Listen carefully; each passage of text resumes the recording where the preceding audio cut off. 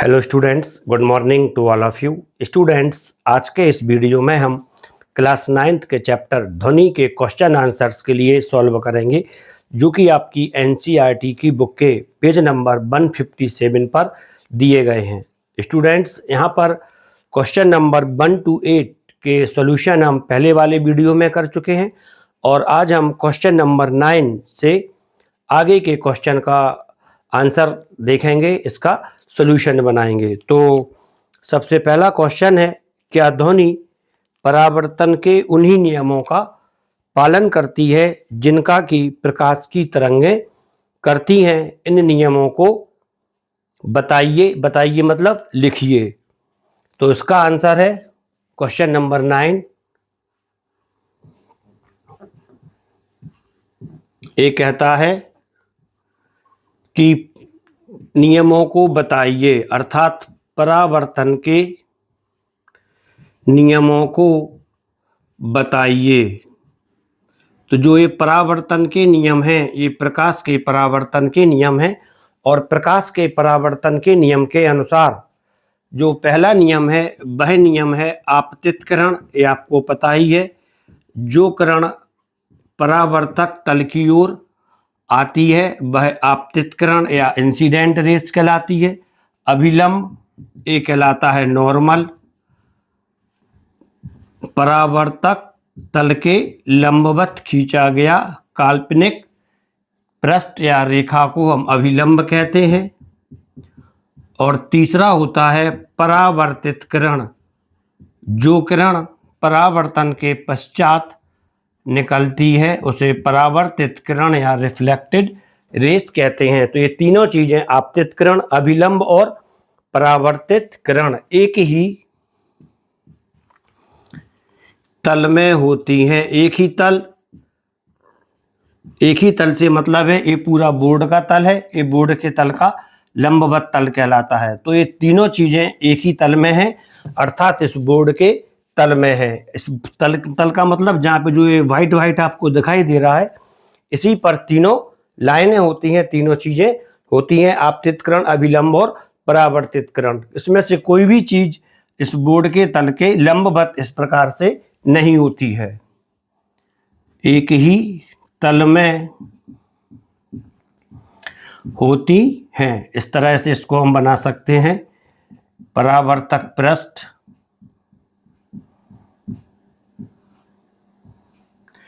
ये अभिलंब है नॉर्मल, ये आपतित किरण है इंसिडेंट रेज,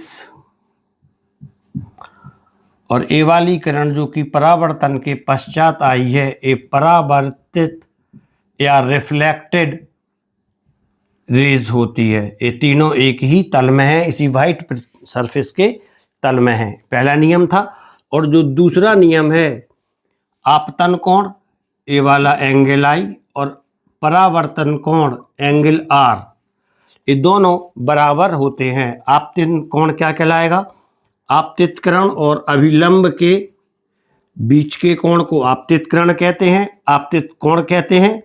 इसी प्रकार अभिलंब और परावर्तित किरण के बीच में जो कोण बनता है उसे हम परावर्तन कोण कहते हैं। अर्थात आपतन कोण, जिसे कि हम एंगल आई लिखते हैं, यह परावर्तन कोण एंगल आर के बराबर होता है। यदि आपतन कोण 40 डिग्री का है तो परावर्तन कोण भी 40 डिग्री का ही रहेगा। यदि यह 30 डिग्री का है तब परावर्तन कोण भी 30 डिग्री का होता है। ये परावर्तन के नियम है। इसके बाद इन्होंने जो क्वेश्चन में पूछा था कि ध्वनि तरंगें परावर्तन के नियमों का पालन करती हैं, तो इसका आंसर है हाँ। जो ध्वनि तरंगें होती हैं, ध्वनि तरंगें भी प्रकाश की भांति परावर्तन के नियमों का पालन करती हैं। अर्थात ध्वनि तरंगों में भी प्रकाश की तरह परावर्तन होता है। और हम ये कैसे कह सकते हैं कि परावर्तन होता है? इसका पहला आंसर है कि ध्वनि की हमें इको सुनाई देती है, और दूसरा इसका एग्जाम्पल है ध्वनि में अनुरणन या रिवर्बिरेशन होता है। इन्हीं दोनों चीजों से हम कह सकते हैं कि ध्वनि में परावर्तन होता है। यदि क्वेश्चन आता है कि दो ऐसी घटनाओं का नाम लिखिए जिससे सिद्ध होता हो कि ध्वनि में परावर्तन होता है, तो ये उसका आंसर हो जाता है। पहली घटना प्रतिध्वनि का उत्पन्न होना, इको का उत्पन्न होना, और जो दूसरी घटना है वह होती है अनुरणन या रिवर्बिरेशन। तो इसका दूसरा आंसर हो जाता है कि ध्वनि तरंगें भी परावर्तन के नियमों का पालन करती हैं। ये इसका पूरा आंसर हो जाता है। ध्वनि तरंगें परावर्तन के नियम का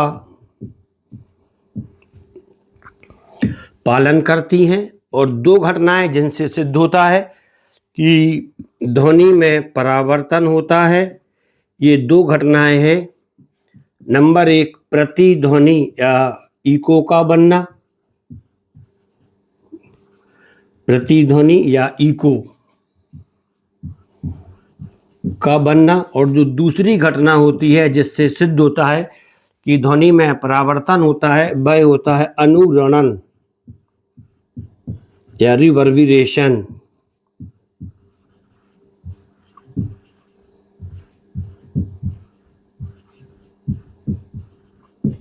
तो ये आपका क्वेश्चन नंबर 9 का आंसर हो जाता है। इसके बाद है क्वेश्चन नंबर 10। ध्वनि का एक स्रोत किसी परावर्तक सतह के सामने रखने पर इसके द्वारा प्रदत्त ध्वनि तरंग की प्रतिध्वनि सुनाई देती है। तो क्लियर है कि जब हम किसी परावर्तक सतह के सामने ध्वनि स्रोत रखते हैं तो हमें उसकी प्रतिध्वनि, जो आवाज़ लौट के सुनाई देती है, वह प्रतिध्वनि कहलाती है, इको कहलाती है, प्रतिध्वनि सुनाई देती है। यदि स्रोत तथा परावर्तक सतह की दूरी स्थिर रहे तो किस दिन प्रतिध्वनि अधिक तीव्र सुनाई देगी?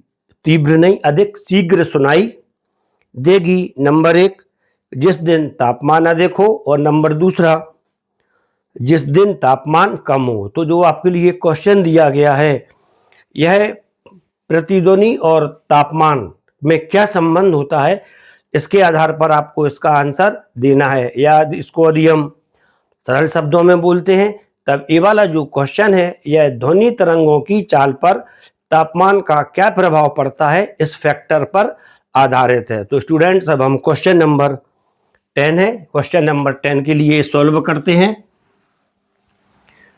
क्वेश्चन नंबर 10, जो कि आप पेज नंबर 157 पर उसको रीड कर सकते हैं, उसको पढ़ सकते हैं। क्वेश्चन नंबर 10 कहता है, किस दिन प्रतिध्वनि या इको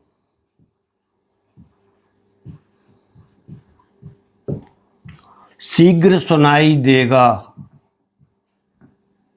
प्रतिध्वनि या इको शीघ्र सुनाई देगा। नंबर 1 जिस दिन तापमान अधिक है,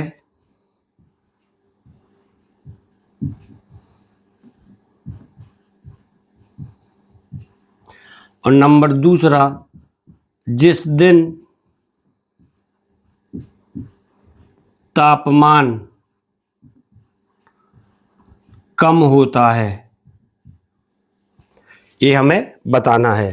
तो इसका जो फैक्टर है, जो मेन आंसर है, वह होता है कि जो ध्वनि तरंगें होती हैं, ध्वनि तरंगों की चाल तापमान बढ़ाने पर बढ़ती है। ये इसका फैक्ट है कि जिस दिन तापमान अधिक होता है उस दिन ध्वनि तरंगों की चाल भी बढ़ जाती है। लगभग 1 डिग्री सेंटीग्रेड ताप के बढ़ने पर ध्वनि की चाल 0.61 मीटर बढ़ जाती है। तो ये तापमान का ध्वनि तरंगों की चाल पर प्रभाव है। तो पॉइंट इसका आंसर क्लियर है कि जब तापमान अधिक होता है, जिस दिन तापमान अधिक है, उस दिन ध्वनि तरंगों की जो चाल होगी, ध्वनि की जो चाल है वह भी अधिक होगी।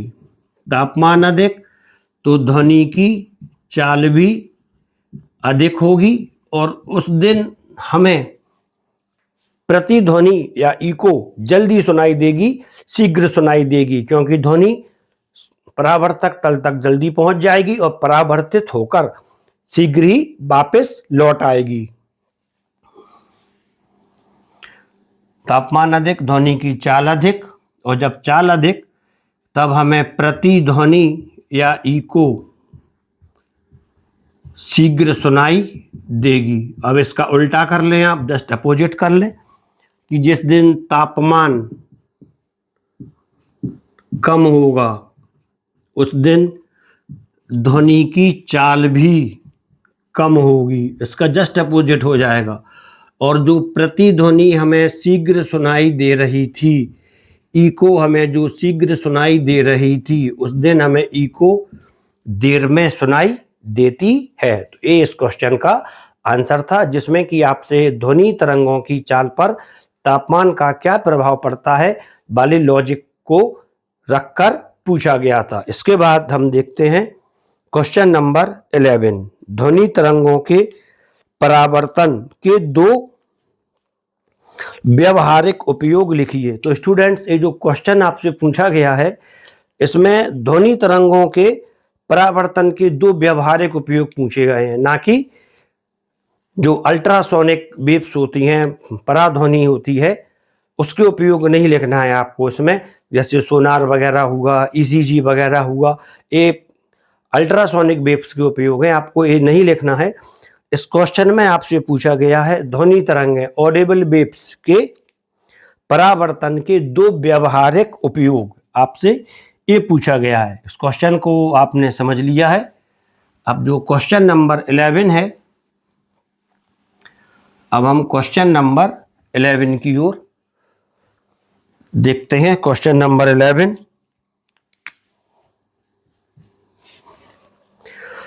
ध्वनि तरंगों के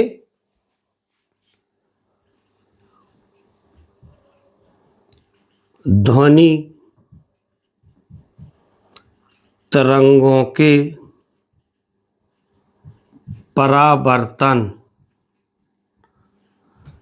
के दो व्यवहारिक, दो तो नहीं दिया शायद, इसमें दिया है दो। ध्वनि तरंगों के परावर्तन के दो व्यवहारिक उपयोग। व्यवहारिक से मतलब है जो आपके दैनिक जीवन से जुड़े हुए हों, जिनका उपयोग आपके द्वारा दैनिक जीवन में होता है। तो उसका ध्वनि तरंगों के परावर्तन का पहला उपयोग स्टेथोस्कोप में किया जाता है। पहला उपयोग होता है इसका स्टेथोस्कोप में। स्टेथोस्कोप आप जानते ही हैं कि यह एक यंत्र होता है जिसका उपयोग डॉक्टर लोग करते हैं। इस तरह से लगा रहता है, इसमें दो, इसमें एक कान में जुड़ा, कान से लगता है, और इसका उपयोग डॉक्टर वगैरह हार्ट या चेस्ट के ऊपर करते हैं, जिसको डॉक्टर लोग आला भी बोलते हैं सामान्य बोलचाल में।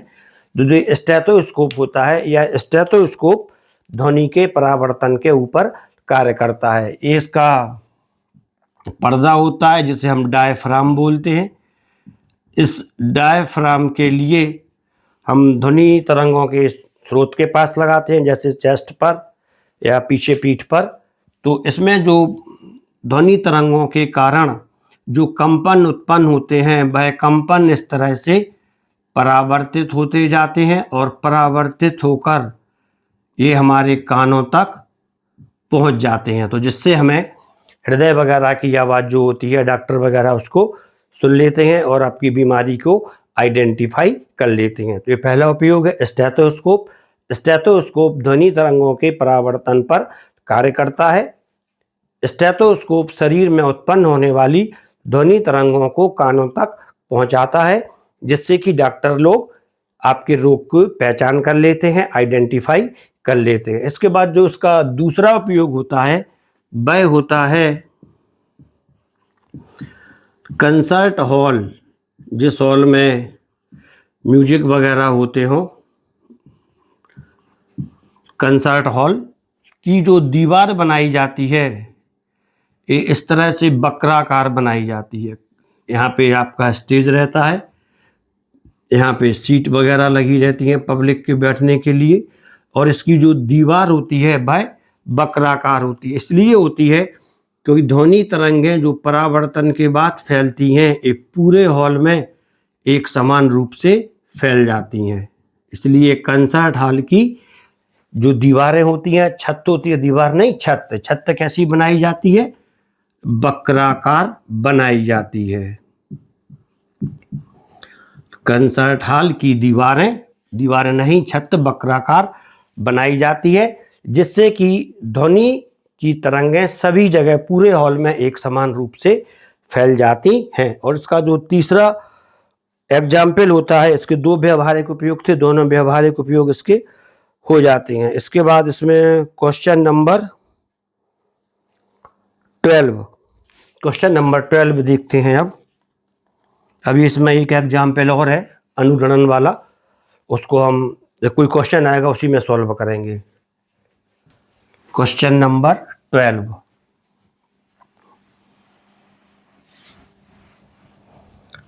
क्वेश्चन नंबर 12 एक न्यूमेरिकल है। इस न्यूमेरिकल को आपको ध्यान से करना है। इसमें दिया है 500 मीटर ऊंची किसी मीनार की चोटी से, ये हो गई मान लीजिए एक मीनार, इस मीनार की ऊंचाई h = 500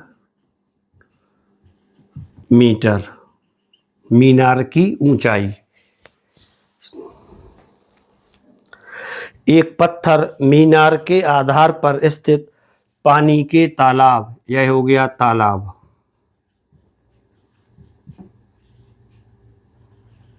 तालाब के किनारे मीनार नहीं, कुतुब मीनार बना दी है, और इस ऊपर से एक पत्थर इस तरह से गिराया जाता है।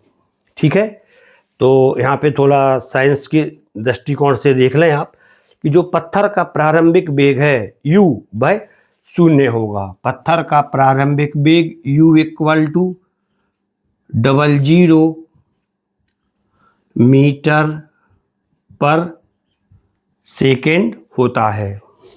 ठीक है, पानी में इसके गिरने की ध्वनि चोटी पर कब सुनाई देगी?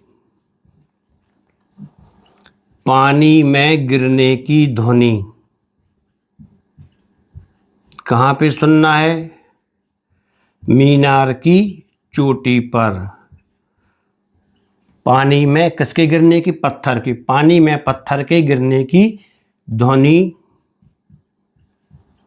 मीनार की चोटी पर कब सुनाई देगी? कब से मतलब है कितने समय पश्चात सुनाई देगी। आप इसमें समझ लें, कुछ वर्ड्स मैंने नहीं लिखे हैं। पानी में पत्थर के गिरने की ध्वनि कब सुनाई देगी, तो आपको एक कॉन्सेप्ट इसमें समझ लें पहले कि कब ध्वनि सुनाई देगी। तो इसमें दो कॉन्सेप्ट आएंगे, आपके लिए दो टाइम चाहिए। पहला टाइम है नंबर 1, पत्थर का या पत्थर के द्वारा मीनार से तालाब तक पहुंचने में लगा समय। पत्थर के द्वारा मीनार से तालाब तक, क्वेश्चन भी पढ़ते जाएं बुक से, पहुंचने में लगा समय। एक तो आपको ये समय चाहिए, प्लस जो दूसरी चीज इसमें आएगी, जब इसके बाद जब पत्थर तालाब में गिरेगा तब ध्वनि उत्पन्न होगी, और यह ध्वनि यहाँ पर उत्पन्न होने के बाद मीनार की चोटी तक पहुंचेगी। अर्थात ध्वनि के तालाब से चोटी तक पहुंचने में लगा समय भी इसमें ऐड होगा। नंबर दूसरा, तालाब में उत्पन्न ध्वनि, उत्पन्न नहीं लिखा हमने, तालाब में उत्पन्न ध्वनि का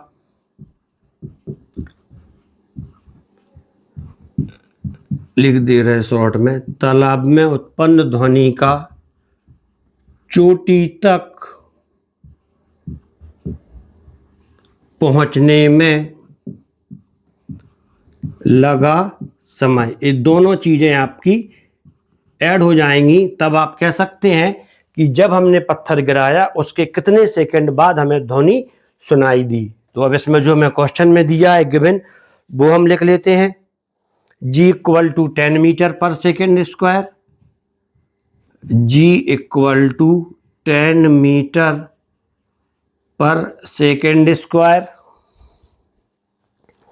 ध्वनि की चाल इसको लिख दे रहे हैं V equal to 340 meter per second. इतनी चीजें हमें दी हैं। तो सबसे पहले पहला पॉइंट निकालते हैं, पत्थर के द्वारा मीनार से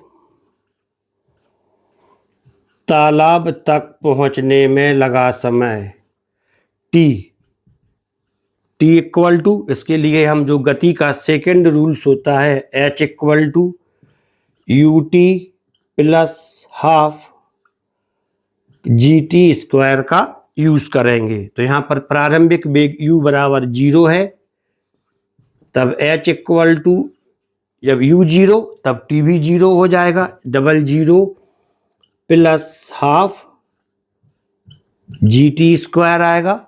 तो इसको जब हम T की वैल्यू फाइंड आउट करेंगे तब 2H equal to GT square या T square equal to 2H upon G, simple T equal to under root 2H upon G आ जाता है। एक सिंपल फार्मूला है जिसमें आप चोटी से, मीनार की चोटी से नीचे आने में लगा जो समय है किसी भी वस्तु का वो ज्ञात कर सकते हैं। तब इससे T इक्वल टू, इसमें डायरेक्ट वैल्यू पुटअप कर देते हैं, 2 इंटू H की वैल्यू थी 500 upon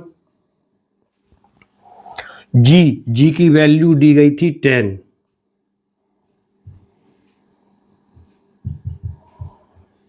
T equal to under root 100, T equal to 10 second. अर्थात पत्थर के द्वारा मीनार से तालाब तक पहुंचने में लगा समय T इक्वल टू कितना आया, 100 सेकेंड। एक चीज अपना पता चल गया है। और सेकेंड चीज, तालाब में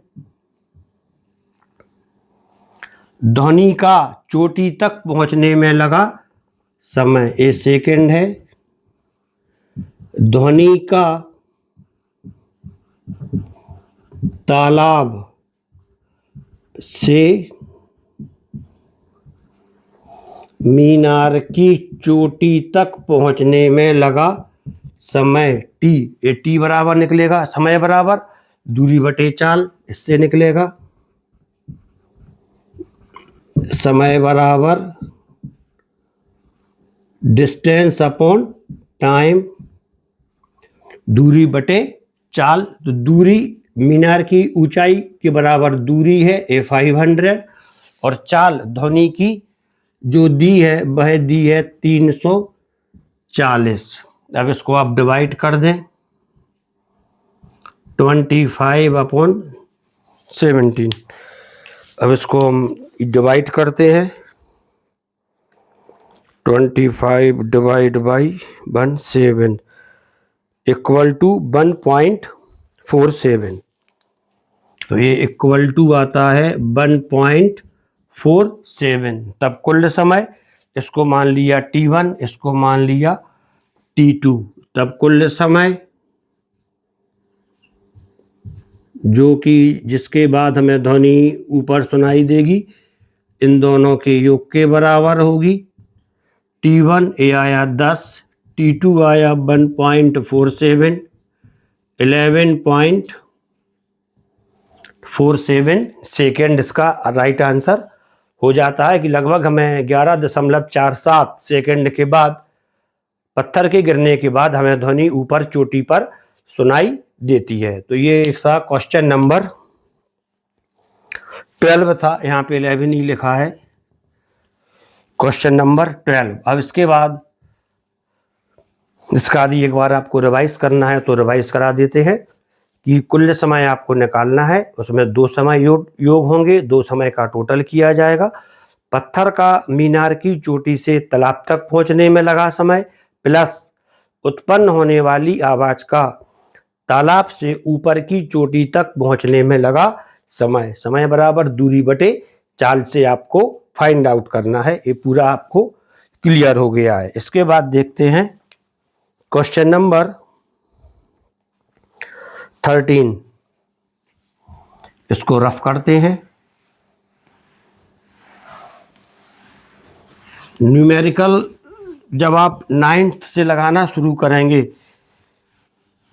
तब आपको न्यूमेरिकल करने की एक सिंपल हैबिट बन जाती है। अदरवाइज जो स्टूडेंट्स होते हैं वो न्यूमेरिकल उन्हें टफ लगते हैं और वो न्यूमेरिकल से बचने की कोशिश करते हैं, जो कि गलत है। न्यूमेरिकल से ही आपके जो कॉन्सेप्ट है वो क्लियर होते हैं। Question number 13।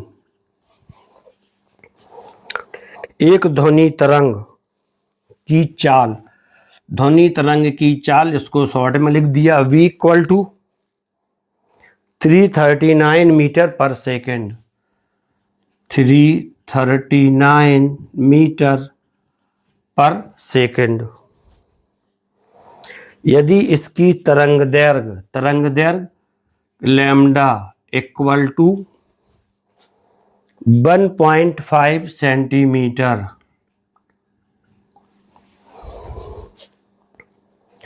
तो तरंग की आवृत्ति n, आवृत्ति निकालनी है। तो तरंग चाल, तरंग दैर्घ्य और आवृत्ति में जो संबंध होता है b = n लैम्डा, तब n = v/लैम्डा।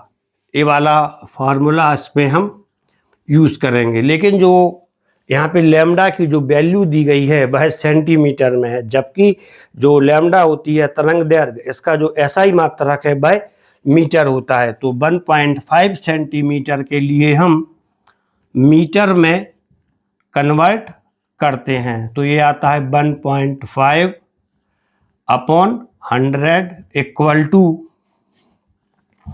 0.015 मीटर लैम्डा = अब यहाँ पे इसकी वैल्यू पुटअप करते हैं। n = 339/0.015। अब इसको हमें डिवाइड करना है। तो जब इसको हम डिवाइड करते हैं तो अब देखते हैं इसका जो आंसर है वह आंसर कितना आता है। 0.015 डिवाइड बाई 0.015 = 22,600, 22,600, 22,600 हर्ट्ज या साइकिल पर सेकेंड, ये इसकी आवृत्ति हो जाती है। क्वेश्चन नंबर 13 ओवर हो गया। इसके बाद क्वेश्चन नंबर 14। क्वेश्चन नंबर 14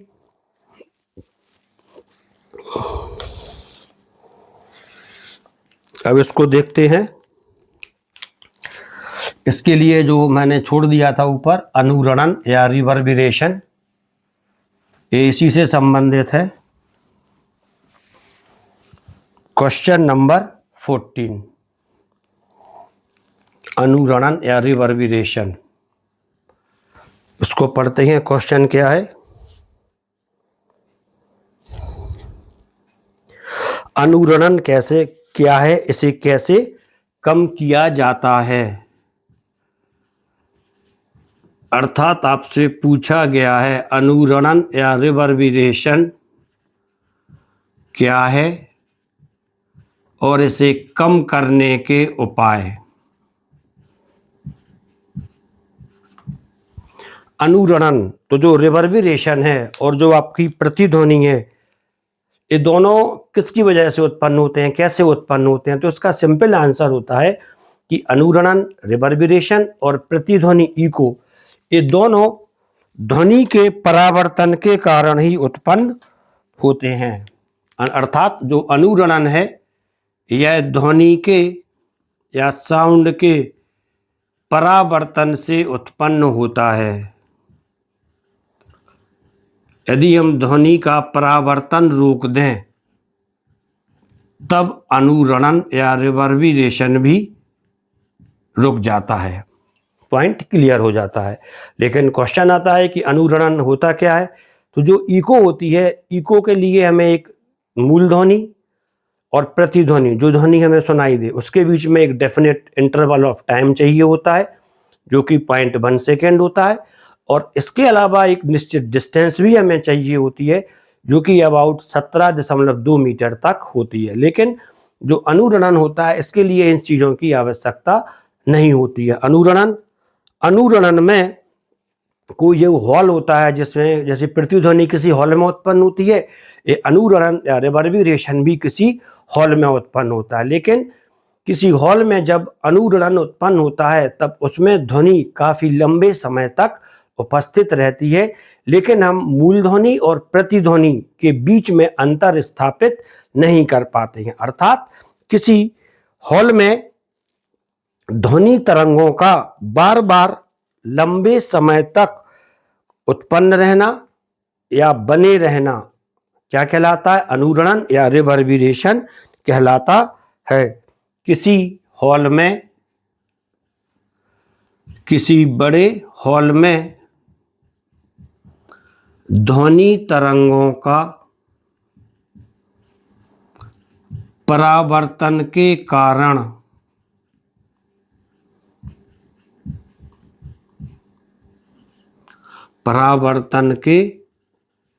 कारण लंबे समय तक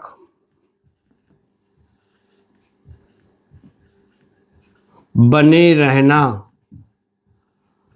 अनुरणन कहलाता है। लंबे समय तक बने रहना अनुरणन कहलाता है। अर्थात जो हॉल में बार बार परावर्तन होता रहता है ध्वनि तरंगों का, वही अनुरणन है। इसमें हमें मूल ध्वनि और परावर्तित ध्वनि अलग अलग सुनाई नहीं देती है, लेकिन प्रतिध्वनि में मूल ध्वनि और परावर्तित ध्वनि, जैसे हम प्रतिध्वनि कहते हैं, अलग सुनाई देती है। अनुरणन में ऐसा नहीं होता है। तो जब आप कोई सिनेमा हॉल देखते हैं जहाँ पे फिल्म चलती है, जब आप इसकी दीवारें देखते हैं और छत देखते हैं, तब इसकी दीवारों पर लकड़ी के बोर्ड आड़े या तिरछे किसी भी डिजाइन में लगी रहते हैं। इसी तरह जो छत होती है, उसकी छत पर भी कुछ ऐसा पदार्थ लगा रहता है, जैसे हम बोरे नुमान, पुराने जो बोरे आते हैं जूट वगैरह के, उस तरह का पदार्थ लगा रहता है। तो ये पदार्थ क्यों लगाया जाता है? छत पे बोरा जैसा पदार्थ लगा देते हैं, बोरे जैसा, और लकड़ी की दीवारें छत दीवारों पे लगा देते हैं। दीवारें नहीं, लकड़ी की जो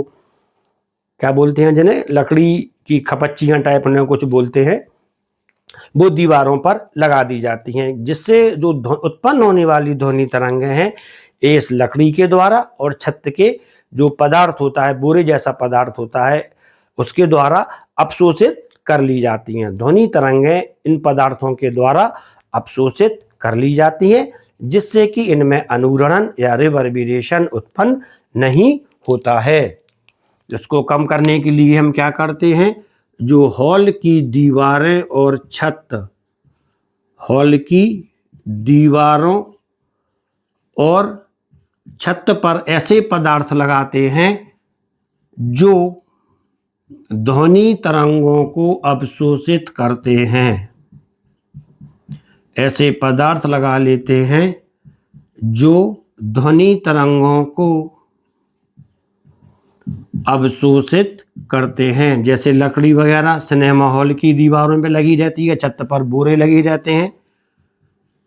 यदि क्वेश्चन आता है कि ये सिनेमा हॉल की दीवारों पर लकड़ी लगी रहती है, छत पर जूट के बोरे लगे रहते हैं, क्यों? तो इसका आंसर होता है अनुरणन या रिवर्बरेशन को रोकने के लिए। हाँ, यदि आप प्रतिध्वनि लिख देते हैं तब भी ये चल जाता है आंसर, उसमें अधिकांश लोग सही कर देते हैं, लेकिन ये दोनों डिफरेंस होता है। तो ये क्वेश्चन नंबर 14 था। इसके बाद है क्वेश्चन नंबर 15, ध्वनि की प्रबलता। प्रबलता का मतलब होता है लाउडनेस और सॉफ्टनेस, मतलब किसी ध्वनि का तेज या धीमा सुनाई देना, क्या कहलाता है? इसकी प्रबलता कहलाती है। ध्वनि तरंगों का तीव्र या धीमा सुनाई देना इसकी प्रबलता कहलाती है। प्रबलता किन कारकों पर निर्भर करती है? तो एक आंसर होता है कि जो ध्वनि हमें साउंड या ध्वनि हमें धीमी सुनाई देती है उसकी प्रबलता कम होती है, और जो ध्वनि हमें तेज सुनाई देती है, कोई चिल्ला रहा है, ध्वनि तेज उत्पन्न हो रही है, तो उसकी प्रबलता भी अधिक होती है। पॉइंट क्लियर हो गया? प्रबलता कैसे कहते हैं? ध्वनि तरंगों का तेज या धीमा सुनाई देना ध्वनि की प्रबलता कहलाती है। जो ध्वनि तेज सुनाई देती है उसकी प्रबलता अधिक होती है। जो ध्वनि धीमे सुनाई देती है, फुसफुसाता है कोई, धीमे धीमे बोलता है, उसकी प्रबलता कम होती है। एक किस कारक पर निर्भर करती है? तो इसका आंसर है कि जो ध्वनि की प्रबलता होती है वह आयाम पर निर्भर करती है। Point clear? किस पर निर्भर करेगी? आयाम। और जब ध्वनि तीव्र है तो आयाम अधिक है, और जब ध्वनि कम है, कम धीमे धीमे बोल रहा है, तब उसका आयाम भी कैसा रहेगा? कम रहेगा। अर्थात तीव्र ध्वनि का आयाम अधिक है और मंद ध्वनि का आयाम, धीमी वाली ध्वनि का आयाम कम है। पॉइंट क्लियर हो जाता है। तीव्रता और ये प्रबलता अलग अलग चीजें हैं, ठीक। और इसका मात्रक वही है डेसिबल। एसआई मात्रक वाट मीटर होता है। प्रबलता का एसआई मात्रक वाट मीटर, और प्रबलता के लिए सामान्यतः डेसिबल या डीबी में हम नापते हैं। तो ये तो अपना ऐसे ही क्लियर हो गया। इसके बाद एक अलग सा क्वेश्चन दिया है, वस्तुओं को साफ करने में, ब्लैक एंड ब्लू हो गया जी, वस्तुओं को साफ करने में पराध्वनि अल्ट्रासोनिक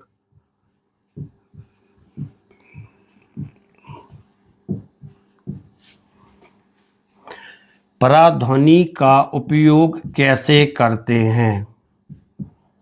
एक विचित्र क्वेश्चन आ गया। वस्तुओं को साफ करने में पराध्वनि का उपयोग कैसे करते हैं? तो आप ये चीज समझ लें कि जो वस्तुओं को धोने के लिए हम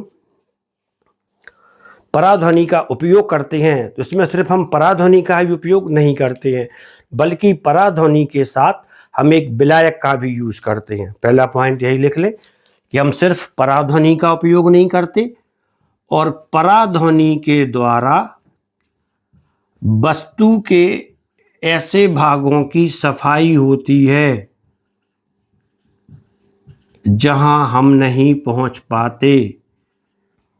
वस्तु के ऐसे भागों की सफाई होती है जहां सफाई करना आसान नहीं होता है। छोटी छोटी मशीनें हैं, इनकी सफाई इसके द्वारा की जाती है। इसमें हम क्या करते हैं, इसको समझना कि जो वस्तु है जिसको हमें सफाई करना है, वो हमने लिख दिया वस्तु के भाग, जिनकी हमें सफाई करनी है। वस्तु के इन भागों को हम एक उचित विलायक में डाल देते हैं। विलायक जिसमें इसकी अशुद्धियां घुल जाती हों, गंदगी घुल जाती है। जिस भाग में गंदगी है ना, वो हमें गंदगी डिजोल्व करने के लिए, घोलने के लिए क्या चाहिए? विलायक। Point clear? वस्तु के जिस भाग की गंदगी साफ करनी है उसे ऐसे पदार्थ में डालते हैं जिसमें वह गंदगी घुल जाए, इसे कहते हैं विलायक। फिर इसके बाद इसमें हम पराध्वनि प्रवाहित करते हैं। इस विलायक में कौन सी ध्वनि डालते हैं?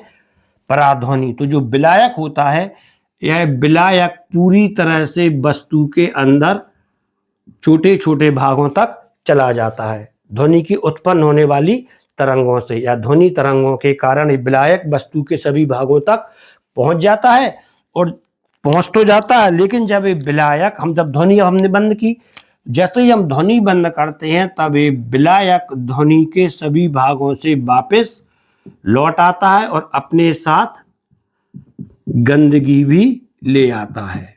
जब ये विलायक लौटता है तो विलायक अपने साथ वस्तुओं की गंदगी भी ले आता है, जिससे कि ये जो वस्तु होती है वह साफ हो जाती है। पॉइंट क्लियर हो जाता है आपका?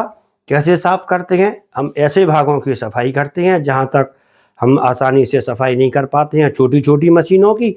इसके लिए हम उचित विलायक में वस्तु को रख देते हैं, फिर विलायक में पराध्वनि प्रवाहित करते हैं, तो विलायक में तरंगें उत्पन्न होती हैं। इन तरंगों के कारण विलायक वस्तु के समस्त भागों तक पहुंच जाता है और वहां उपस्थित गंदगी को अपने अंदर घोल लेता है और वापस लौट आता है। इस प्रकार वस्तु साफ हो जाती है। ये इसका आंसर है। Point clear? कैसे उपयोग करते हैं? ये क्वेश्चन नंबर 16 था, 15 लिखा हुआ है, प्रबलता वाला 15, ये था क्वेश्चन नंबर 16। इसके बाद है क्वेश्चन नंबर 17, इसको यहीं पे लिख देते हैं। क्वेश्चन नंबर 17, अब इसको भी देखते हैं क्या कहता है। किसी धातु के ब्लॉक के दोषों का पता लगाने के लिए पराध्वनि का उपयोग कैसे किया जाता है। माना यह हो गया धातु का ब्लॉक, इसी को बनाते हैं। ब्लॉक माने कोई एक टुकड़ा मेटल्स का, ये बन गया धातु का ब्लॉक। ठीक, इस धातु के ब्लॉक में यहाँ पर एक दरार है, जहाँ पे ये दोष है, चटक गया अंदर से, दरार आ जाती है। ठीक, और हमें इस ब्लॉक को बगैर तोड़े पता लगाना है। ब्लॉक तोड़ दिया तो ब्लॉक बेकार। हमें क्या लगाना है इसमें? पता लगाना है कि टुकड़ा सही है या खराब है। तो इसके लिए हम क्या करते हैं, यहाँ पर अल्ट्रासोनिक वेव्स डालते हैं, पराध्वनि इस तरह से डाल देते हैं पराध्वनि। ठीक, और इस तरफ हम लगा देते हैं डिटेक्टर, जो किसे चेक करेगा। डिटेक्टर संसूचक कहलाता है। ये डिटेक्टर बता देगा कि ये किरणें हमने इसके अंदर डाली हैं, ब्लॉक के अंदर, दूसरी तरफ आई हैं या नहीं आई हैं। देखो यहाँ पे ब्लॉक सही है, तभी किरणें सीधी निकल जाएंगी, और ए वाला डिटेक्टर इसको डिटेक्ट कर लेगा और कहेगा नहीं, ए वाला पोर्शन इसका राइट है। इसी तरह जो ये नीचे वाले ब्लॉक में अभी रेज है, ये रेज सिंपल निकल जाएंगी इस तरह से और इस तरह से, तभी वाला डिटेक्टर कहेगा ब्लॉक सही है। लेकिन जो ये बीच वाला, जो जहाँ पे ये दरार थी, जब यहाँ पे आप ये यूवी जाएगी, यूवी कह दिया, अल्ट्रासोनिक वेव जाएगी, ये पराध्वनि जाती है, तो इस दरार के कारण ये वापस लौट आती है इसी मार्ग पे, और यहाँ पे डिटेक्टर बोल देगा कि ये कुछ डिफेक्ट है, यहाँ पर कुछ डिफेक्ट है, क्योंकि जो अल्ट्रासोनिक वेव है, अल्ट्रासोनिक वेव दूसरी तरफ नहीं आई है। तो इससे हम पता लगा लेते हैं धातु के ब्लॉक में पराध्वनि से कि ये ब्लॉक सही है या खराब है। तो ये वाला क्वेश्चन का आंसर भी क्लियर हो जाता है। पराध्वनि का उपयोग हम कैसे करते हैं? डिटेक्टर से करते हैं। पराध्वनि को हम धातु के ब्लॉक पर डालते हैं, दूसरी ओर डिटेक्टर से देख लेते हैं। जब पराध्वनि डिटेक्टर से डिटेक्ट हो जाती है, खोज ली जाती है, तब तो ब्लॉक सही है। और जब पराध्वनि डिटेक्टर के द्वारा खोजी नहीं जाती है, तब हम कह देते हैं कि ये ब्लॉक इस स्थान पर खराब है। इस प्रकार से हम इस ब्लॉक में जो दोष होते हैं उनको हम पराध्वनि के द्वारा आसानी से खोज लेते हैं, डिटेक्ट कर लेते हैं। तो स्टूडेंट्स, जो यहाँ पे मैंने आपको क्वेश्चन बताए हैं, ये आपको अपनी लैंग्वेज में लिखना है, अपनी भाषा में अपना आंसर लिखना है, जिससे कि एग्जाम में आपके ऊपर कोई ये ब्लेम नहीं कर सकता कि आपने चीटिंग करके लिखी है या किसी से पूछ के लिखी है, बल्कि आप अपना आंसर अपने वर्ड्स में लिख सकते हैं। तो स्टूडेंट्स, यहाँ पर ये ध्वनि का जो चैप्टर था उसके पूरे क्वेश्चन कंप्लीट हो गए हैं। तो आप इसके साथ ये वीडियो ज़रूर लाइक करें, चैनल के लिए सब्सक्राइब भी कर लें, जिससे कि आपको जो स्टडी है लगातार आपकी चलती रहे, आपके जो कॉन्सेप्ट हैं वह भी स्ट्रॉन्ग होते जाएं। Thank you.